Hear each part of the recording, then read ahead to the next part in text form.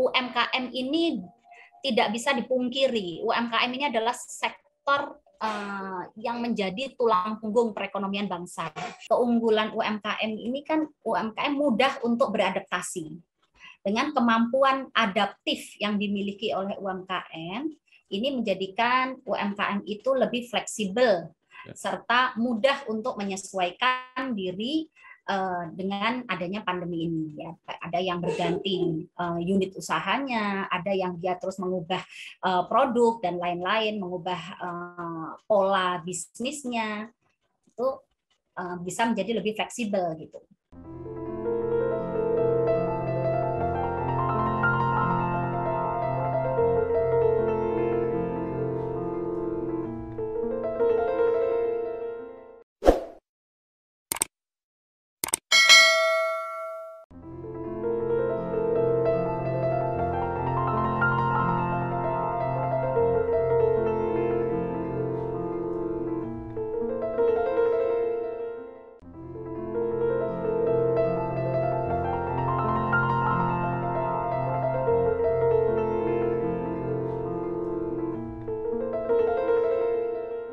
Assalamualaikum warahmatullahi wabarakatuh. Bersama saya Bambang Sadono di channel Bangsa TV. Mudah-mudahan channel ini terus bisa mencatat prestasi, mendorong kreasi, dan membangun motivasi. Kami sedang mempersiapkan beberapa video untuk memberi semangat kepada bisnis UMKM, ya, karena UMKM kadang-kadang bisa menjadi penyelamat di masa sulit. Maka kita beri judul UMKM Pahlawan Ekonomi di Masa Sulit. Saya sudah bersama dengan Ibu Zakiah Joban, Sarjana Ekonomi. Beliau adalah Komisi Tetap Komtab UMKM Kadin Jawa Tengah. Apa kabar, Bu? Alhamdulillah baik. Ya, saya sudah berbicara dengan banyak tokoh mengenai UMKM, ya, bagaimana memfasilitasi, membina, membantu dan sebagainya. Nah, sekarang saya mau tanya, sebenarnya berapa sih pelaku UMKM di Jawa Tengah ini? Dan berapa yang bisa digolongkan mikro, berapa yang kecil, dan berapa yang menengah? Mungkin Ibu ada data, silakan, Bu. Nah, kalau UMKM di Jawa Tengah itu sekitar 4,2 juta, Pak Bambang. 4,2 juta, di mana itu terdiri dari usaha mikro itu 90%, sekitar 3,7 juta itu adalah usaha mikro, dan 8,5%, sekitar 354.000 itu adalah usaha kecil, sisanya adalah usaha menengah dan besar. Usaha besar itu hanya 0,08% dari seluruh UMKM yang ada di dari seluruh pelaku usaha yang ada di Jawa Tengah. Jadi dominan ini, yang paling dominan adalah usaha mikro, itu mencapai 90% persentasenya. Itu dominan dari segi jumlah atau dari segi peran? Jumlah, Pak, jumlah. Ya otomatis karena memang jumlahnya mengambil peran besar, ya perannya pun usaha mikro ini mengambil peran yang juga pastinya lebih besar, menyerap tenaga kerja lebih banyak. Itu untuk total ini lebih banyak. Ya, mungkin masih berdampak kepada penyerapan tenaga kerja. Tapi kalau perputaran omset bisnis seberapa relevan, seberapa besar? Jadi usaha mikro ini kan memang memiliki kriteria itu omset per tahunnya adalah maksimal 300 juta. Di mana omset 300 juta ya kalau dengan dominan 90% pelaku usaha adalah usaha mikro, ya itu juga signifikan juga gitu loh Pak, untuk terkait sebagai tulang punggung perekonomian negara ya. Jadi seperti itu. Nah, bagaimana situasi UMKM di Jawa Tengah saat ini, khususnya kemarin setelah begitu lama terkena dampak pandemi? Iya. Jadi memang sebagian besar itu UMKM terdampak, baik terdampak ringan atau terdampak berat ya dengan adanya pandemi ini. Tetapi juga ada sektor-sektor UMKM yang tetap bertahan dan atau bahkan malah mendapatkan peluang baru dari pandemi ini gitu. Terutama UMKM yang bergerak di bidang kesehatan dan pendidikan. Jadi justru mendapatkan peluang baru setelah pandemi ini gitu loh Pak. setelah adanya pandemi ini. Nah, di sini tetapi ya memang UMKM yang terdampak pandemi ini menjadi lebih besar. Akan tetapi keunggulan UMKM ini kan UMKM mudah untuk beradaptasi.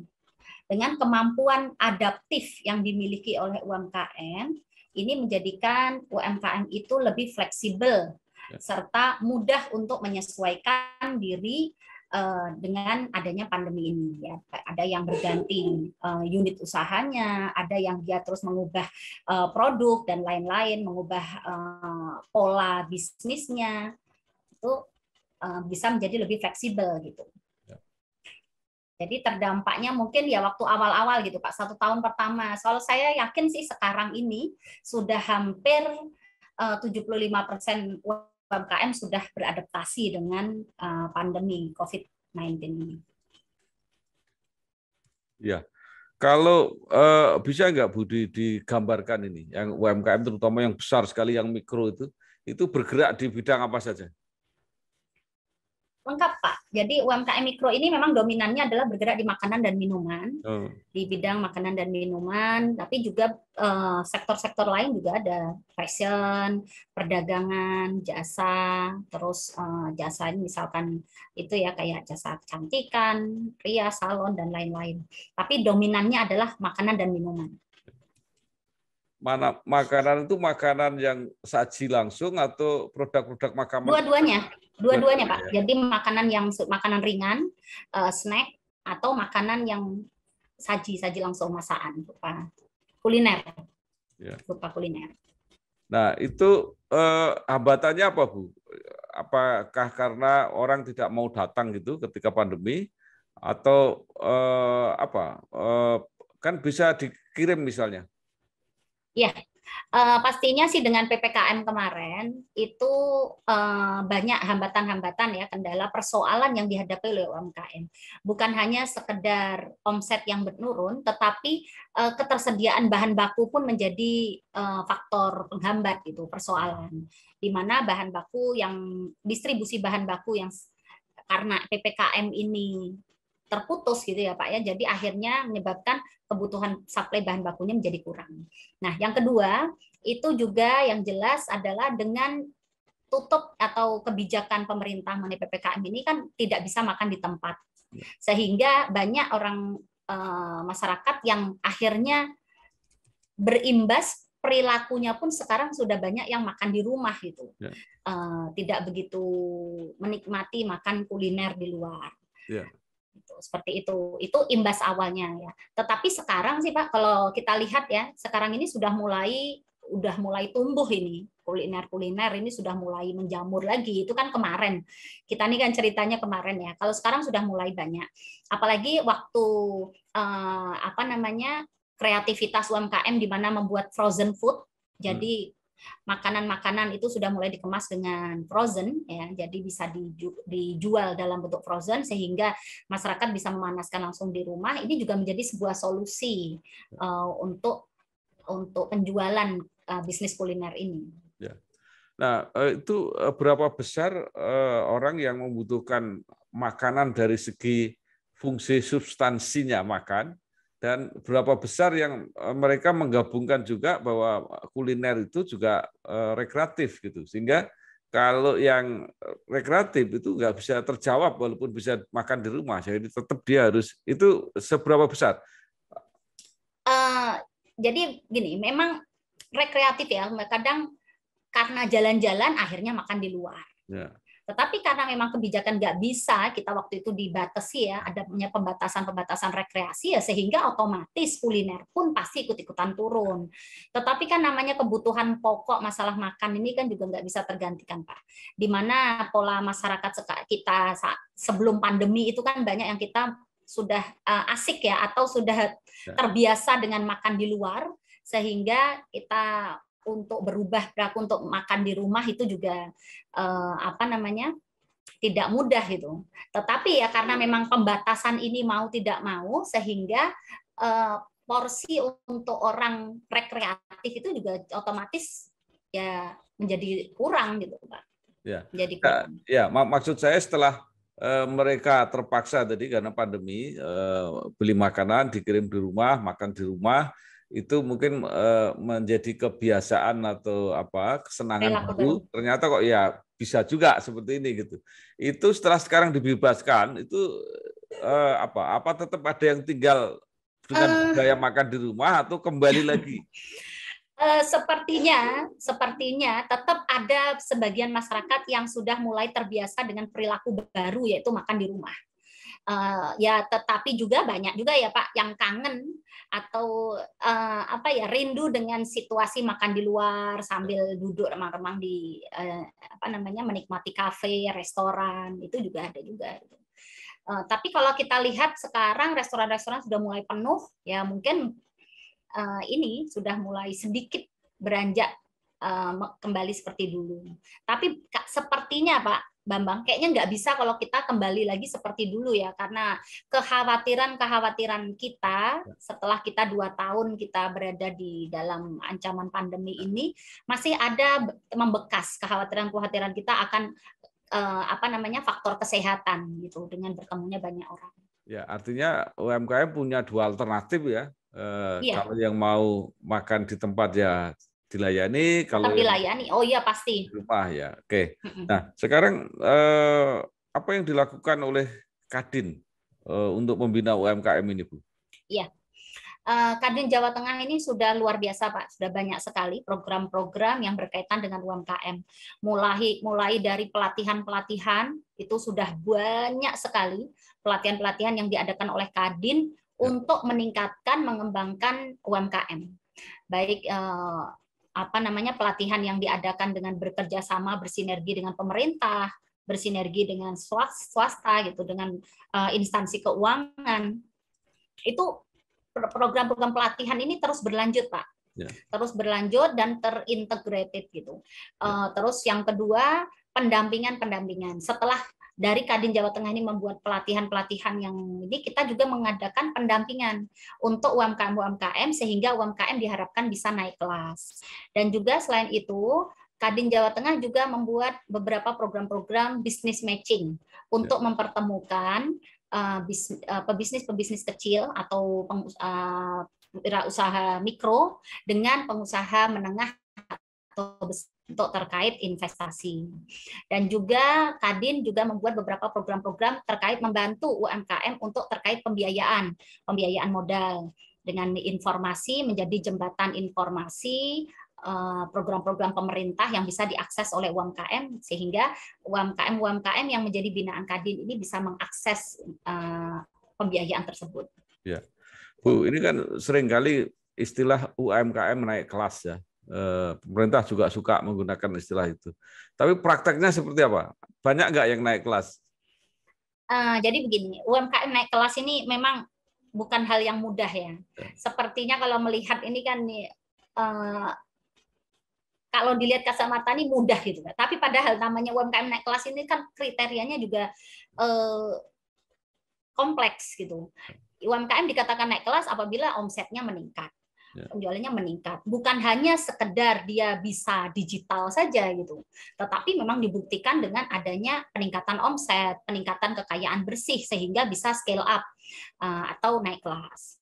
Jadi dan UMKM naik kelas ini juga banyak tantangannya, hambatan-hambatan yang dihadapi oleh UMKM, misalkan SDM dari UMKM sendiri itu yang memang belum siap. Gitu. Terkadang program untuk UMKM naik kelas yang dicanangkan oleh pemerintah juga oleh Kadin Jawa Tengah, Kadin juga ada program untuk membantu UMKM naik kelas ini, itu dari UMKM-nya sendiri juga kompetensi SDM-nya juga belum siap gitu loh Pak. Nah, UMKM naik kelas ini bukan dari UMKM mikro diusahakan naik jadi UMKM kecil, kecil jadi menengah. Seperti itu, Pak. Seperti itu. Berarti kan indikasinya kan harus memang dari kekayaan bersihnya yang meningkat, omsetnya yang meningkat kan. Gitu. Memang itu seperti itu. Jadi dikatakan naik kelas itu adalah dulunya mikro menjadi kecil, kecil jadi menengah, menengah jadi besar. Gitu. Nah, itu pemerintah tadi dikatakan juga membantu. Apa yang dilakukan pemerintah? Banyak Pak, jadi banyak sekali program-program pemerintah untuk UMKM, karena memang UMKM ini tidak bisa dipungkiri, UMKM ini adalah sektor yang menjadi tulang punggung perekonomian bangsa. Dulu sebelum pandemi COVID-19 ini kita juga pernah kan tahun berapa itu ada krisis ekonomi. Saat itu UMKM lah yang menyelamatkan perekonomian bangsa. Nah, ini begitu juga di masa pandemi COVID ini, Pak. Ini UMKM ini lagi-lagi menjadi pahlawan untuk perekonomian bangsa, menyelamatkan perekonomian bangsa. Sehingga pemerintah pun fokus untuk bagaimana bisa meningkatkan dan membantu mensupport UMKM. Program-program pemerintah ini mulai dari pelatihan-pelatihan, ya, pendampingan, mentoring, bahkan pemerintah juga membuat kebijakan-kebijakan baru yang membantu memberikan kemudahan-kemudahan untuk UMKM. Contohnya kebijakan masalah perizinan. Kalau dulu perizinan kan ada beberapa perizinan yang sulit diakses oleh UMKM. Nah, sekarang dengan pemerintah mengeluarkan kebijakan baru dengan adanya NIB berbasis resiko ini akhirnya UMKM mendapatkan kemudahan untuk perizinan sehingga UMKM bisa lebih mudah untuk memasarkan produknya ke pasar yang lebih luas tanpa harus terganggu dengan kebijakan perizinan seperti itu. Terus yang kedua juga akses pembiayaan. Program pemerintah KUR, ya, kredit usaha rakyat ini juga sangat membantu. Juga ada insentif-insentif atau bantuan-bantuan pemerintah untuk UMKM, ini juga sangat membantu UMKM. Ya, tadi dikatakan bahwa pemerintah ini juga sangat membantu, ya. Apa bidangnya tadi, ya? Salah satu yang sekarang dijadikan ukuran itu kan pemasaran digital. Nah, kalau yang mikro ini kan nggak bisa dibantu dengan digital misalnya, karena dia harus berjualan di pasar, harus yang membeli tetangga sekitar dan sebagainya. Gimana Bu membantu yang ini? Iya, jadi memang pemerintah ini kan punya program, Pak, namanya di tahun 2023 itu dicanangkan 50% dari UMKM seluruh Indonesia itu harus digitalisasi, ya. Jadi program digitalisasi UMKM. Diharapkan mereka semua sudah go digital. Akan tetapi pada prakteknya sekarang ini baru sekitar 19% saja UMKM yang mulai digital gitu. Yang sudah digital ini baru 19%. Jadi masih jauh sekali, Pak, harapan pemerintah ini, ya, dengan 50%. Jadi kalau 50% aja sekarang masih belum tercapai kan. Apalagi kita mau bertambah lagi gitu programnya. Nah, ini kembali lagi masalah untuk digitalisasi UMKM ini tidak bisa kita menyalahkan satu dua pihak, karena memang dari sisi kompetensi UMKM pun juga belum memadai.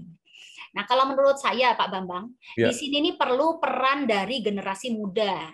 Di mana kalau generasi tua, UMKM ini kan cenderung generasi XY, ya Pak, ya.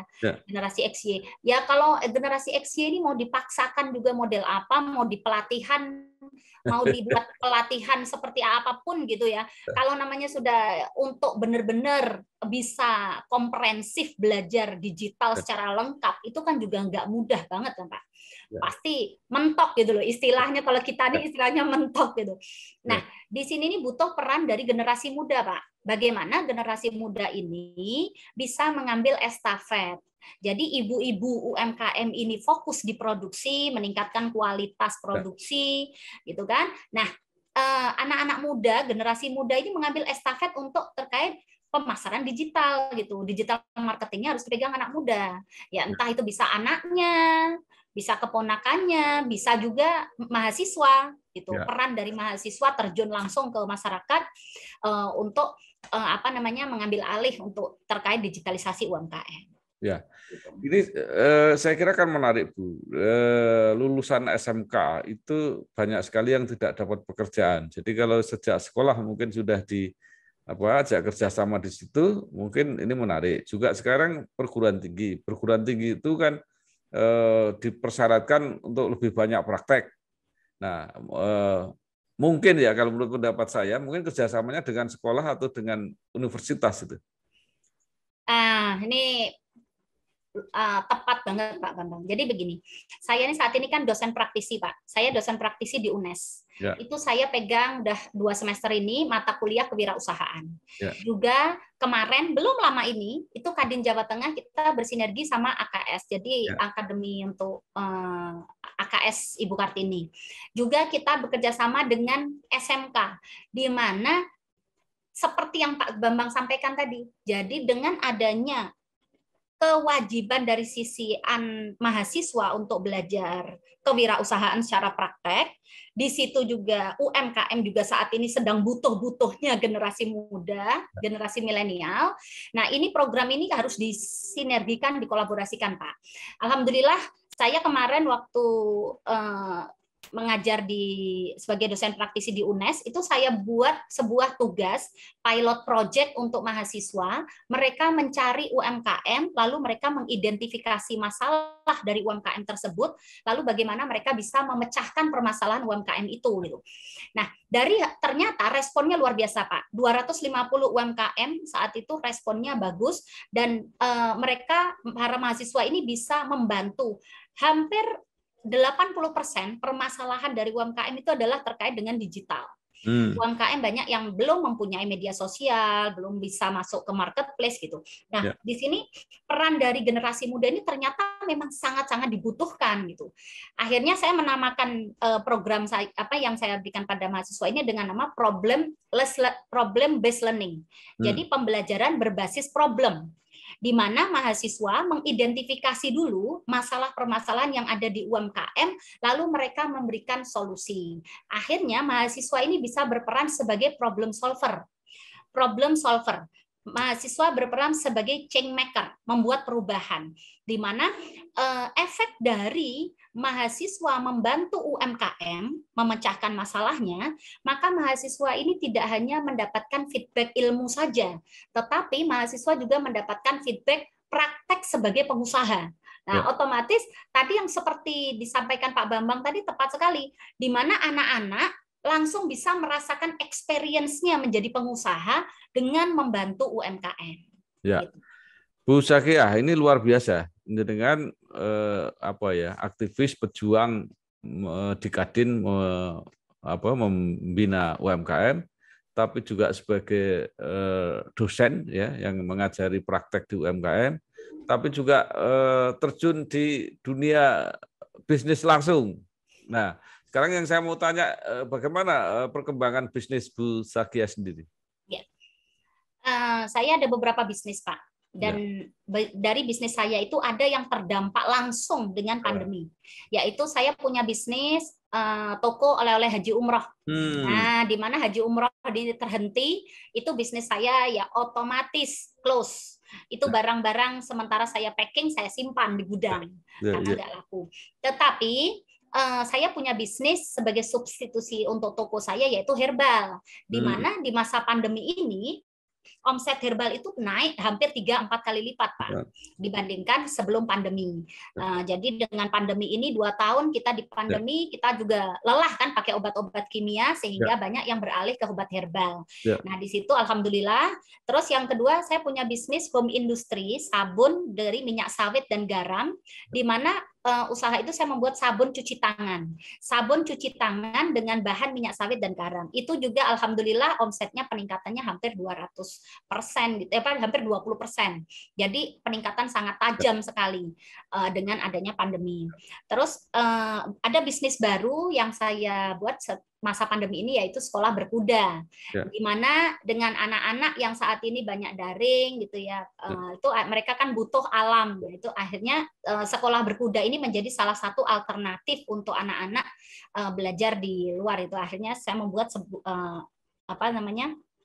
sekolah berkuda di Bandungan dan di Ungaran. Untuk bisnis saya yang properti, saya jual beli perumahan. Awal-awal pandemi itu memang terdampak. Jadi sempat 1 tahun pertama, sekitar tahun 2020, itu hampir penjualan terhenti, Pak. Di mana masyarakat kita ini kan punya kekhawatiran akan ketidakpastian kondisi Indonesia gitu ya.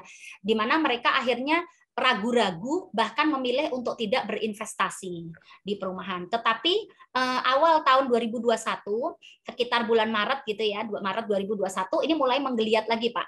Jadi properti sudah mulai naik dan masyarakat sudah mulai sudah mulai tidak ragu-ragu untuk berinvestasi di properti. Dan juga kebetulan properti saya di samping pintu exit tol Ungaran, sehingga pintu exit tol Ungaran ini memiliki daya tarik tersendiri untuk masyarakat Semarang untuk memiliki investasi di Ungaran, yaitu di samping pintu exit tol Ungaran itu. Ya. Jadi kalau secara total seperti apa? Ada yang tutup, ada yang naik, ada yang naik sedikit, ada yang gimana? Secara total lebih baik atau? Alhamdulillah Pak, secara totally alhamdulillah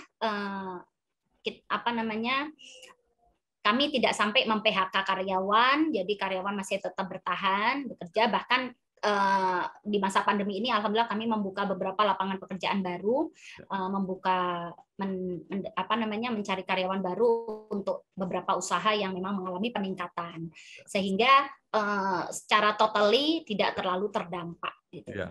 Jadi akhirnya kreativitas itu yang menjawab ya, yang memberi solusi. Iya, jadi memang daya adaptif ya. Jadi di mana kita memang bisa mencari peluang, karena memang semua hambatan itu selalu ada sisi positifnya gitu.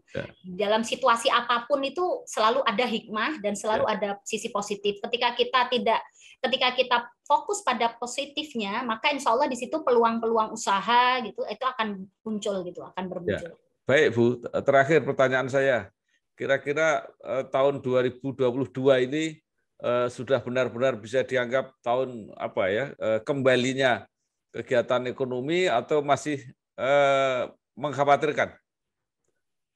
Kalau menurut saya, insya Allah Pak, tahun 2022 ini akan menjadi harapan cerah dari dunia usaha, ya, terutama untuk UMKM. Dan memang sikap optimistis ini yang sangat-sangat kita butuhkan untuk meningkatkan energi kita. Karena kalau ketika kita pesimis, justru banyak problem-problem yang nanti akhirnya malah bermunculan gitu. Jadi kita perlu sekali kita menjaga rasa optimistis kita ya, dan insya Allah pemerintah semua aspek ya, jadi mulai dari pemerintah, instansi, lembaga permasyarakatan itu juga akan terus mensupport, bersama-sama kita bersinergi, berkolaborasi untuk sama-sama kita bergerak, bertahan, survive di masa setelah pasca pandemi ini. Dan pasca pandemi ini menjadi sebuah titik cerah buat kita, penyemangat kita, karena di sini menjadi momentum kebangkitan UMKM. Harapannya kita UMKM bisa memenuhi kebutuhan pangsa pasar Indonesia dalam negeri sendiri. Karena bonus demografi Indonesia ini merupakan pangsa pasar yang sangat besar. Yang mana kalau kita tidak memanfaatkan dan mengoptimalkan bonus demografi kita, maka orang asing atau orang luar nanti yang akan memanfaatkan itu. Jadi kita harus bergerak bersama, kita peduli ya, kepedulian kita pada UMKM, kita support UMKM dengan cara kita belanja produk-produk dari buatan UMKM Indonesia. Oke. Terima kasih sekali Bu Zakiah Subhan, Sarjana Ekonomi, Komite Tetap UMKM Kadin Jawa Tengah. Ya. Tadi satu quote Pak Bambang. Ya. Satu quote dari Jack Ma. Ini ada quote dari Jack Ma. Hari ini kita buruk, esok akan bisa jadi esok lebih buruk gitu. Esok lusa hidup akan indah dan baik. Sayangnya banyak orang yang mati esok malam. Mudah-mudahan kita termasuk orang-orang yang masih bertahan di hari lusa. Iya, saya berharap seperti itu. Tadi optimisme akan memberi kekuatan pada kita. Ini saya kira bukan hanya pandemi memberi kreasi baru, usaha-usaha baru, Bu Zakiah tadi, Tapi yang usaha yang ditutup karena umroh dan haji ditutup, sebentar lagi juga akan dibuka. Jadi Iya. yang sudah tutup bangkit lagi, yang sudah dikreasi juga tambah menaik lagi di tahun 2022 yang penuh harapan. Sekali lagi terima kasih Bu Zakia Zuban SE, Komite Tetap Komtab UMKM Kadin Jawa Tengah. Matur nuwun. Wassalamualaikum warahmatullahi wabarakatuh.